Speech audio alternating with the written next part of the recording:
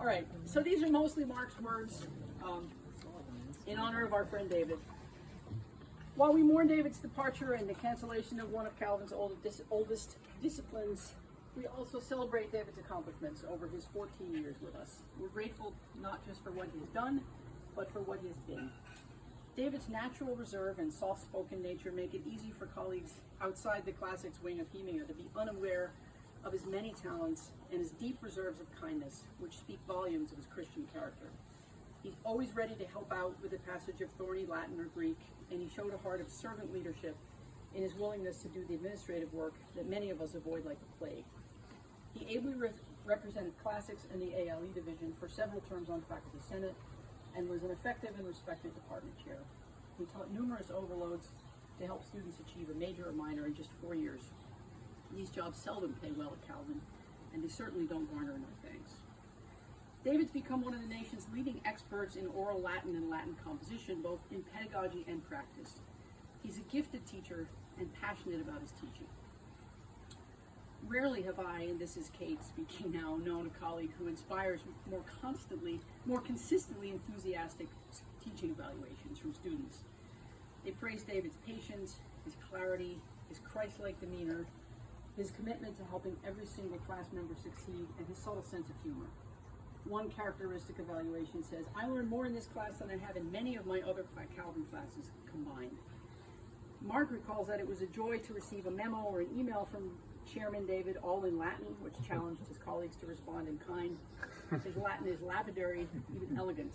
He's a master of Latin styles, from rotund Ciceronian periods to the naughty Latin of the Westminster Divines. He's no slouch in Greek either. David's main scholarly work has been on translating Reformation treatises. He's made many important theological tracts and essays available to a broad audience for the first time ever. He's published and continues to produce learned and lucid English translations of Latin commentaries by John Chrysostom, Theodore Beza, William Perkins, and John Calvin, inter alia. That's Latin for to name a few, for those of you who don't know. Lastly, David is unflappable. In an age when passionate intensity seems the order of the day, David is cool and calm. He's reasonable. You may not agree with what he thinks or says, but he never insults your intelligence or your ancestry during a debate. Calvin needs more like him, not fewer.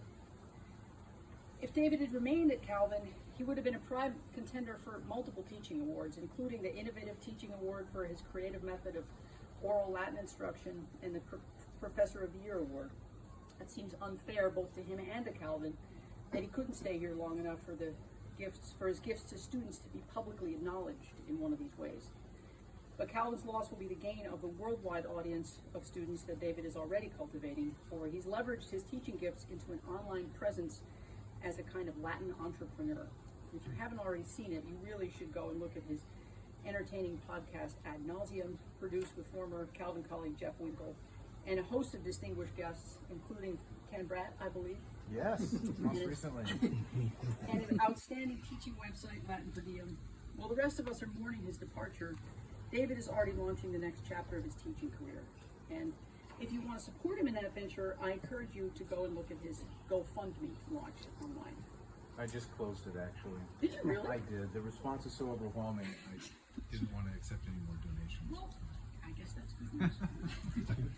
David, we wish for you and your family the blessings of heaven as you move on to the next chapter of your life. Thank you for all that you've done and been as a teacher and a colleague here, and may the future be even brighter and more exciting for you. Ave atque vale, frater et amice omnibus.